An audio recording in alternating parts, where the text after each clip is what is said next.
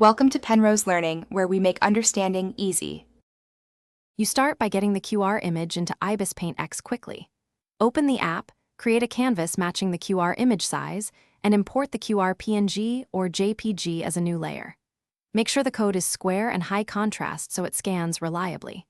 Once imported, lock that layer to avoid accidental edits and set opacity to 100% so you see the code clearly. These steps ensure you work on a stable, scannable base.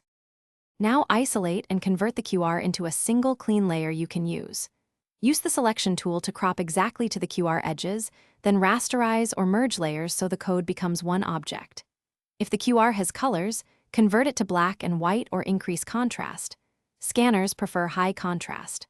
Once done, clean stray pixels with the eraser at 12px and make sure edges are sharp, because clear edges equal reliable scanning.